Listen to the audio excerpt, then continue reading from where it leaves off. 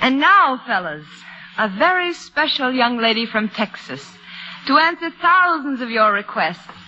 America's favorite songstress and a favorite wherever Uncle Sam's boys are stationed, Miss Dinah Shore.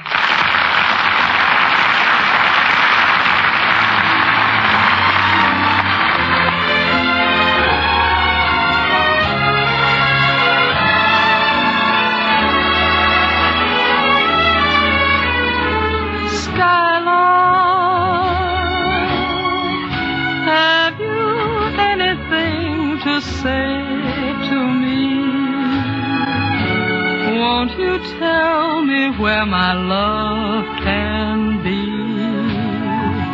Is there a meadow in the mist where someone's waiting to be kissed? Skylark,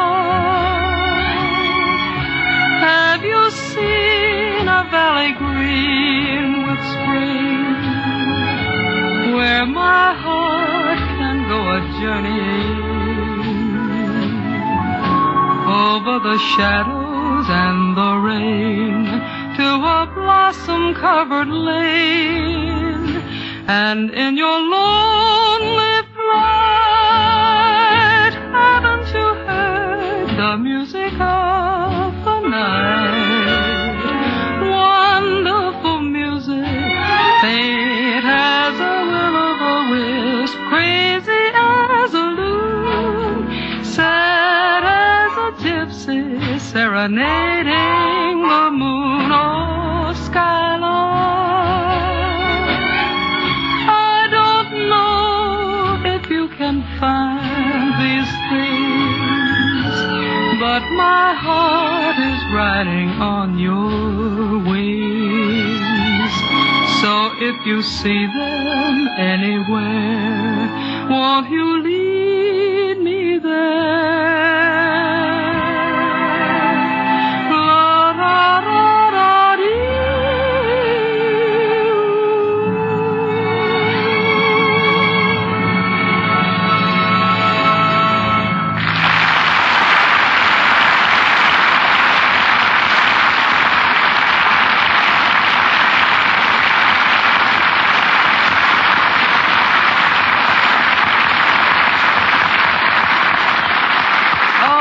Dinah, that was beautiful. Thank you. And now for a letter from North Island.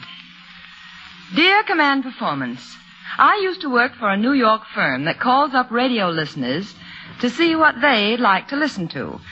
But I had to go clear to North Island before anybody asked me what I'd like to hear. Thanks to Command Performance for arranging this. And speaking for the gang, we want to hear some good old city noises. And that calls for that terrific expert of the imitation, Reggie Gardner. Signed Private S.J.L. Well, boys, here he is, Reggie Gardner.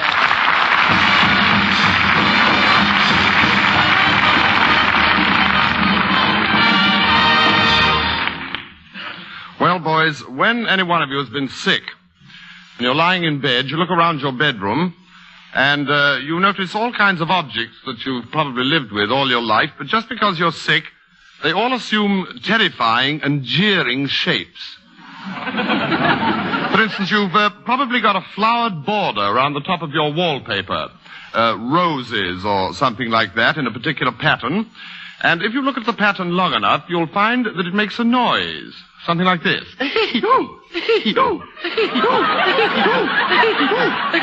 All round the top of the wall. Well, if you look at it long enough, you'll find one bit just over there that goes, and you don't know why. Now, that'll give you some idea of why I think all inanimate objects are actually alive. Now, the most alive thing I think I've ever seen is a railroad locomotive. Not only is it alive, but it's furious. It loathes humanity.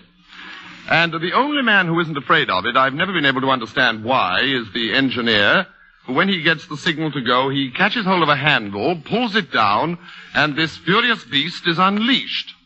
Like this.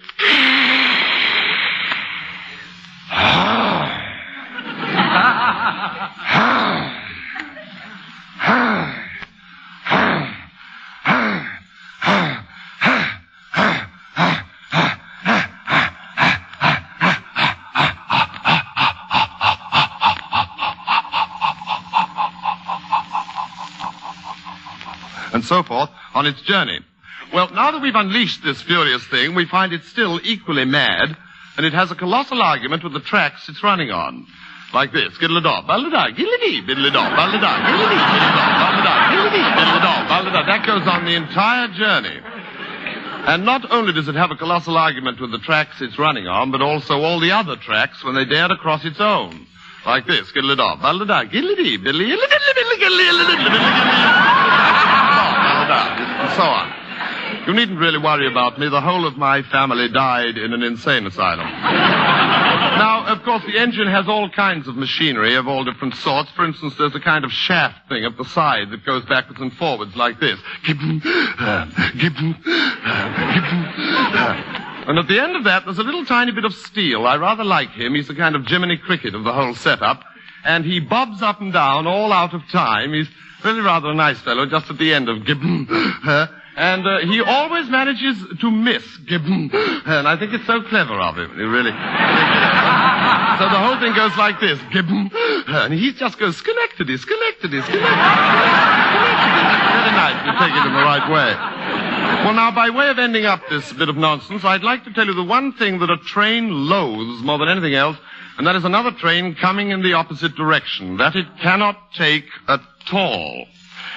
You've probably settled down quite calmly in your seat in the train, having got used to skiddle-a-daw, ball-a-daw, giddle-a-dee, bull-a-daw, and all the other horrid noises, when suddenly, to your amazement, this new thing, this train coming in the opposite direction, bursts upon you and nearly knocks you on the floor. It's the most frightening thing in the world, and it goes like this.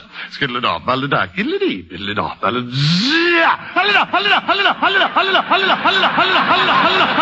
hold-a-daw, giddle-a-dee. But it's very silly, that's all there is.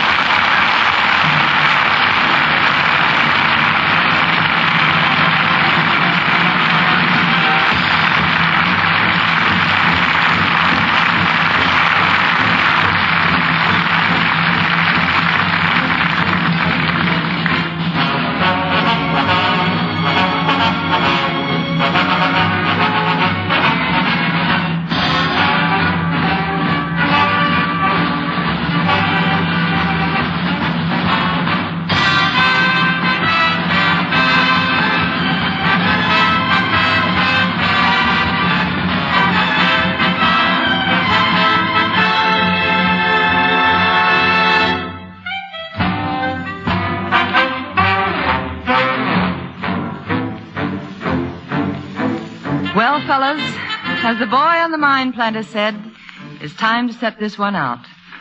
But from the bottom of our hearts, we want to say thanks for this half hour with you stout-hearted fighting men of Uncle Sam. We spoke of you as being number one on the personal hit parade of each and every one of us over here in the USA. You keep on remembering that, won't you? And remember, too, that Command Performance is the hit parade of American entertainers who are going all out for you.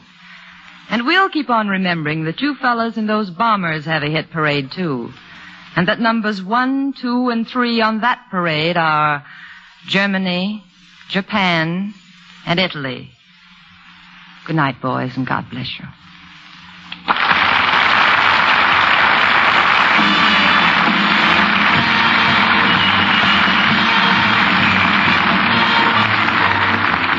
Okay there, buddy. That's it for now. But keep on shooting in those requests, and we'll answer them as fast as we can. Send your letters to the station to which you're listening and mark them Command Performance.